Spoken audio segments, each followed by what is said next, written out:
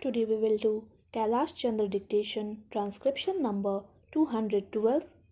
You can get the PDF from description box. So ready?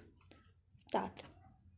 Madam, the railway minister has again come before the House with his appropriation bill.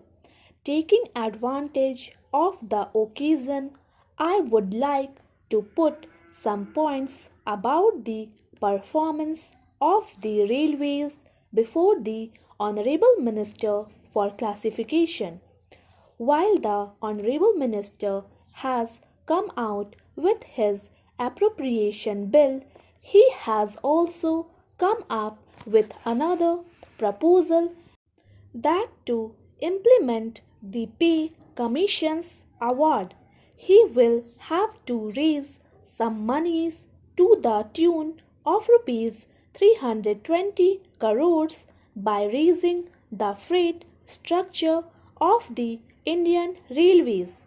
Only 9 months back, when the railway budget was placed before Parliament, the railway minister justified the necessity for a hike in passenger fares, and that too for better performance of the railways and for giving more amenities to the passengers. Of course, there is not enough scope for a thorough review of the performance of the railways during the last 9 months, but still some points may be discussed. Definitely, the minister will take pride in his own performance, but I do not know whether the Honorable Minister has any knowledge or connection with what the passenger say about the railways. Perhaps he may not be having any contact with the ordinary public who travels by railways. They have a number of substantial complaints against the performance of the railways. True, some new trains have been introduced during this time, and for some of the trains the running times has been reduced, but not to the extent to which it was there 5 or 6 years back. But if you look at the railway system as a whole, you will find that improvement of the total railway system has remained at a big zero. There is no improvement if you look at the overall performance of the railways. Madam, during this period, both the passengers traffic and the freight traffic have gone up, and that has given additional revenue to the railway administration. But what about proper utilization of the money that the railways are earning for the proper administration of the railway system? Now, on the one hand, the railway minister has come up with a proposal for a hike in the freight structure, and on the other, railway minister has decided to set up a railway finance corporation to raise rupees 250 crores because of inadequacy of budgetary support for the Indian Railways. During the third 5-year plan, 16% of the national plan was allocated for the railways. Then it started reducing. In the sixth plan, it came down to 5%, and in the seventh plan, it is expected to be 6%.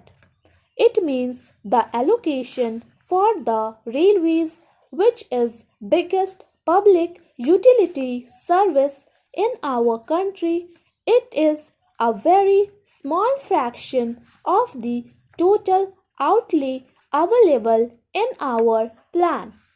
Who is responsible for this? Are the public to suffer for this, and will the government every year come up with proposal for raising passenger fares or the freight structure? Only 9 months back, they came up with a proposal and raised the passenger fares. Now they are raising the freight structure. This is putting additional burden on the people as a whole. What will be the effect on the economy in general if these rupees 320 crores are collected through this hike in the freight structure? It will have a disastrous effect on the total economy. What will lead to the serious inflation if we go in for a rise in the administered prices by raising the freight structure? They say it may lessen the burden on the people or minimize the burden on the people. Whatever it is, the fact is that the effect of this hike in the freight structure will be serious on the total economy, and prices of all essential commodities are bound to go up. So, madam, I feel that the railway administration is putting additional burdens on the people several times every year.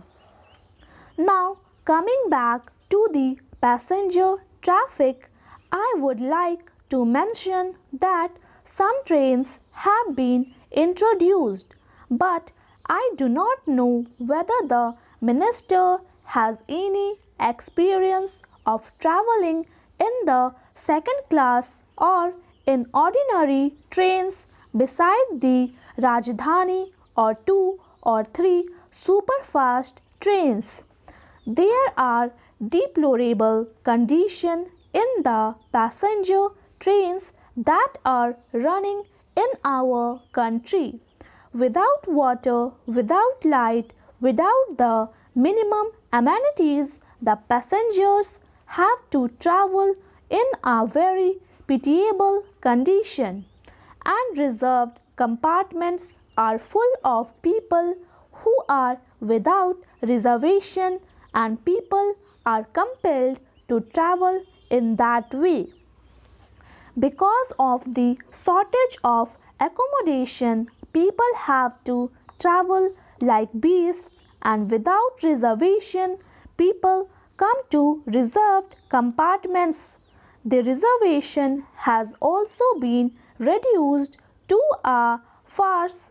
Nowadays, to make a reservation in an ordinary first class or ordinary second class has no meaning, because people would not be able to travel in their reserved seats, and they will be made to stand while others without reservation will sit there. Thank you. Please subscribe my channel Steno Star.